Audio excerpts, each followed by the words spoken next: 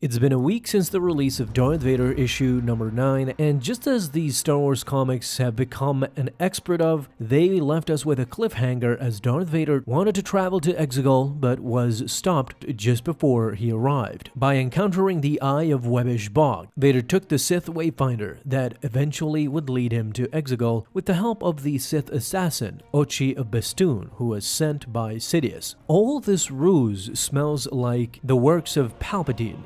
There is a moment where it is revealed that the Eye of Webbish Bog is directly connected to Palpatine as well, so at this point Sidious is shown to be an intergalactic being. He is capable of communicating and feeling everything around him, including the galaxy, which is kind of OP, but it serves for the story specifically, as Darth Vader now travels to Exegol, and the main question of course should be, what will Darth Vader encounter on Exegol? Because this does not mean that Vader will see everything we saw in The Rise of Skywalker. You have to remember that that is about 40 years after the events of Return of the Jedi. With that being said, this leads us to believe that 40 years before that, Exegol might be completely different. Therefore, we might see things that were not shown in the film, and that is the most exciting part, especially since Darth Vader will get to live them through and digest everything that he sees there, which I assume it's gonna be mind-boggling even for Darth Vader knowing Palpatine and what he is capable of. Let's start by saying that Exegol was a desolate world,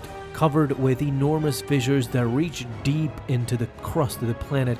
These were excavated by Sith loyalists who were attempting to reach a transportive vergence they believed to lie beneath the surface. It was first mentioned by a Jedi writer, Klee the Elder, in the book Ramachgan. The planet was titularly named Exegol, or as Klee wrote it, Exegol with an I. This planet used to have a fertile environment back in the day until the Sith established their presence there and laid waste to the planet just as they did with Korriban, Ziost, and Asog. Among various changes that the Sith made was the creation of a massive underground shipyard. What you have to understand first is that this dates back at least 1,000 years. Even back then, Exegol became a Sith bastion. Every Sith loyalist and Sith explorer would somehow or another travel to Exegol. This was thousands of years before the fall of the Galactic Empire. Under the Sith rule, the Sith citadel was built on Exegol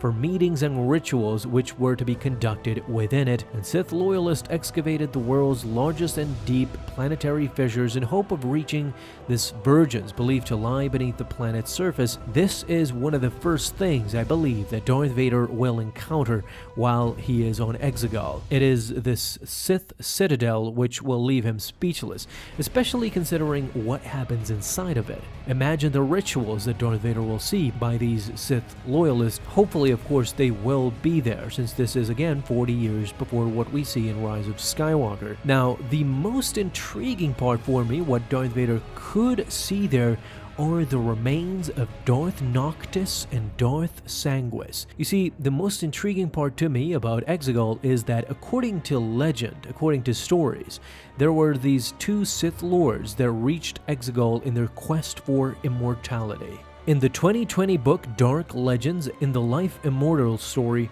Darth Sanguis makes his appearance. He was a male Sith Lord who, again, according to legend, traveled to Exegol seeking to learn the secrets of immortality. This, of course, is nothing new about the Sith. We knew about their quest for immortality back in Revenge of the Sith, since Sidious wanted the secrets for himself. The craziest part, though, is that Darth Sanguis traveled to Exegol and actually achieved his goal. Through some manner, he really became immortal. The sad part about it, though, is that Darth Sanguis transformed into a creature over time, into an unrecognizable monster. So without divulging too much, we can clearly understand that while you can achieve immortality in Star Wars, you have to pay a price. This is a similar story to Gollum as well. While holding on to the one true ring, throughout the centuries, he became a disfigured creature, unrecognizable from what he was before. His salvation came in the form of Darth Noctis. Darth Noctis was a female Sith Lord who, according again to legend, traveled to Exegol seeking immortality similar to Darth Sanguis, and by the time Noctis arrived at Exegol, the legend of Darth Sanguis had all but disappeared, since he has been living alone on this planet for what we can assume is centuries. Noctis went on to encounter Darth Sanguis, who did not reveal his real identity to Darth Noctis just yet. He simply offered her servitude to Darth Noctis, eventually becoming her servant. Deep in Exegol's crust, Noctis discovered Sanguis's lab and took note of some of the rituals that were done there. After much study, she completed the 3-day ritual. This led her to become immortal, but in order to become immortal, she needed to sacrifice Sanguis and kill him. This happened without Darth Noctis knowing the true purpose of Sanguis's immortality. You see, him transforming into a creature over the centuries that he lived through, he was living in a miserable existence. He was a monster that had no purpose to his immortality. The only way to pass it through was for somebody to kill him, and this somebody became Darth Noctis. After she killed Sanguis, she not only relieved him of his pain, as he now was dead and free from his horrible existence, the ritual itself then twisted Darth Noctis into a creature similar to what Sanguis had become previously. While Vader could encounter the remains of Darth Sanguis and maybe even Darth Noctis, who is still alive on that planet, being immortal and all, the labs that Sanguis had built on Exegol might be another plot point for Darth Vader to push his story through. Can Darth Vader be tricked by Noctis as well and become immortal, however suffer the same fate as these two Sith? So far, canon has clearly set up a great story for us to see in issue number 10. I'm honestly gonna lose my mind if Darth Vader encounters Darth Noctis there, who is still living after hundreds if not 1,000 years, being there all alone by herself. I truly think it's going to be spectacular if that actually happens. But guys, let me know, what do you think as well? Will Darth Vader encounter the Sith Citadel there, maybe some Sith loyalists, or even Darth Noctis?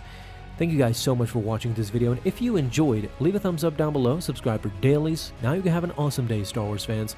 I'll see you in the next video, and may the Force be with you. Until then.